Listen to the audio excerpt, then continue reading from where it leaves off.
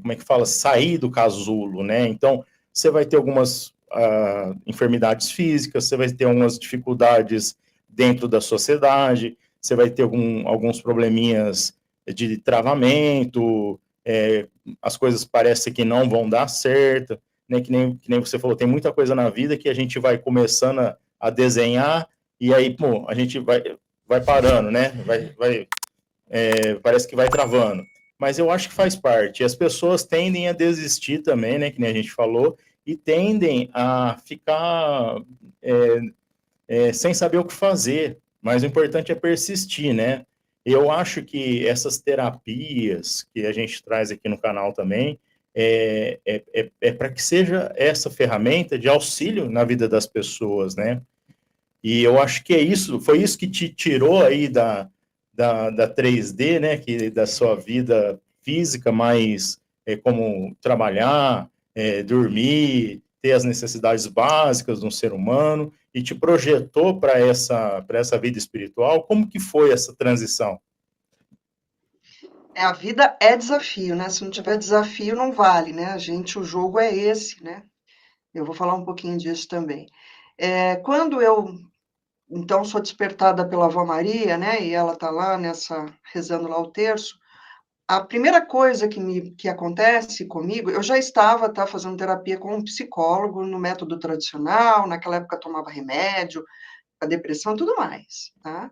Então, e assim, né? Enfim, quem faz tem que fazer mesmo, tá tudo certo, mas para mim, naquele momento, não estava trazendo os resultados.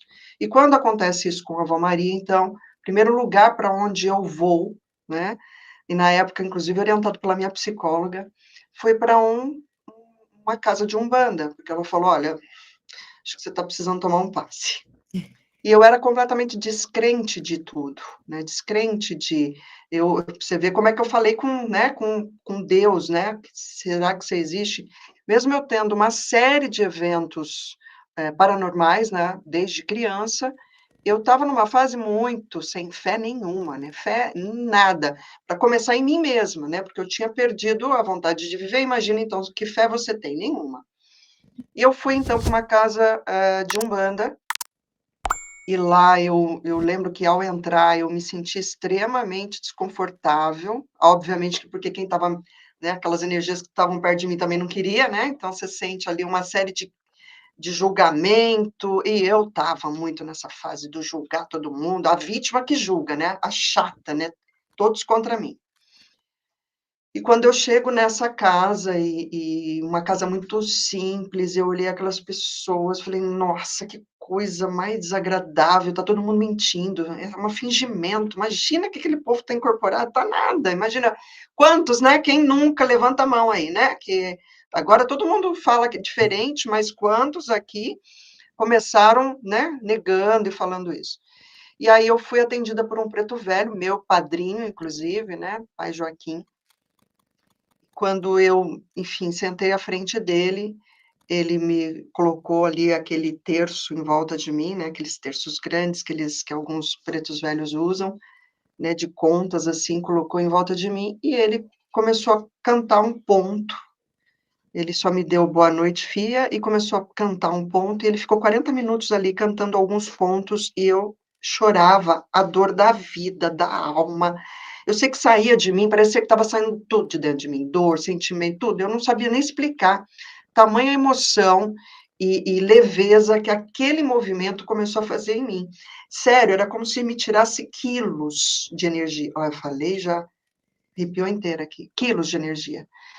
E eu chorava, chorava, chorava. Depois de 40 minutos, ele simplesmente recolheu aquele terço e falou: Pronto, filha. Aí ele falou para eu tomar um banho lá com umas ervas, e aí eu fui embora pensando: Cara, eu não acredito em nada disso, mas foi tão bom que eu vou comprar essas tal dessas ervas aí. Não sabia nem o que eram essas coisas. Eu só sei que naquele dia foi a primeira noite que eu dormi. Naquela época, né, nos últimos 7 anos daquela época, foi a primeira noite que eu dormi em paz. Gente, dormir em paz não tem preço. Você só sabe disso quando você não tem paz, porque quem sempre tem paz talvez não saiba, mas quem não tem, quem está assistindo aqui, sabe? Acorda várias vezes durante a noite, não dorme, né? Tem que tomar remédio para dormir. Meu, é não ter paz. É Vai querendo horrível, se né? deitar. Nossa, você não consegue descansar sua mente, seu corpo. Como você pode produzir no outro dia alguma coisa de bom? Como que a tua frequência vai estar bem se você não teve uma boa noite de sono? E eu dormia o sono dos bons naquela noite. E aí o fato é que eu comecei a frequentar esse centro com frequência, até que o inevitável aconteceu.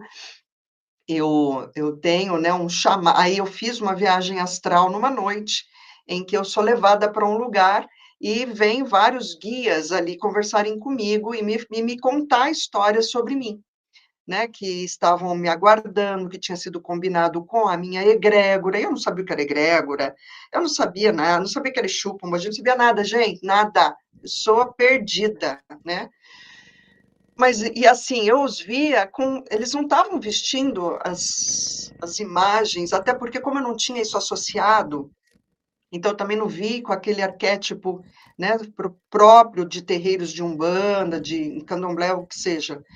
Eu via pessoas normais, com vestes, assim, com muito vestido como eles eram, talvez, nas vidas anteriores, né? O próprio pai Joaquim apareceu para mim como um senhor de chapéu de palha, bem grande, mas ele não chegava a ser negro, negro, negro. Ele era um moreno, mulato, magro, bem alto, com um cajadinho, bem mais roceiro da roça do que talvez de uma outra. Então, eu imagino que assim sejam. Esses espíritos se plasmam de acordo com as suas últimas vestes, enfim.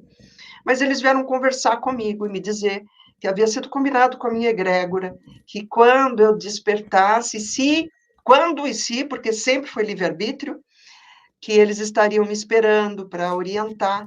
E eu acordo no dia seguinte com uma angústia, uma ansiedade, uma sensação de eu tenho que ir para esse terreiro, tenho que fazer alguma coisa, não sei o que, mas eu só sei que eu tenho que ir. E eu fui, cheguei de branco naquele dia, e quando eu entrei, o pai Joaquim estava em terra, e ele falou para mim, vem, filha, chegou para trabalhar. Eu falei, sei lá o que é trabalhar, vai ver que é ser cambono, vou dar vela, né, para a turma, vou fazer aquele meio de campo ali, né, belezinha. O que aconteceu? Logo no primeiro dia que eu cheguei, já rodou ali, o negócio começou a tocar os pontos. Quando eu vi, eu estava incorporando uma entidade atrás da outra. Aliás, a primeira que eu incorporei foi uma pombogira, né? A pombogira que me acompanha e que despertou meu Atma, ou seja, a minha energia, né? Do chakra sexual, que é tesão para a vida, vontade de viver, vamos para frente, para de pensar em acabar com a sua existência, com o que você veio fazer aqui, tem um monte de coisa para resolver, bora, bora, bora. Então, ela já me deu aquela agitada, aquela caída real, né? O chakra já voltou ali a rodar, que o que eu estava ali, eu estava tudo rodando no negativo, né? Os nossos chakras, que são os nossos centros de energia. E dali comecei a ter, né, acesso a vários guias e os mais presentes, a Avó Maria, o Porteira, que começaram a me instruir.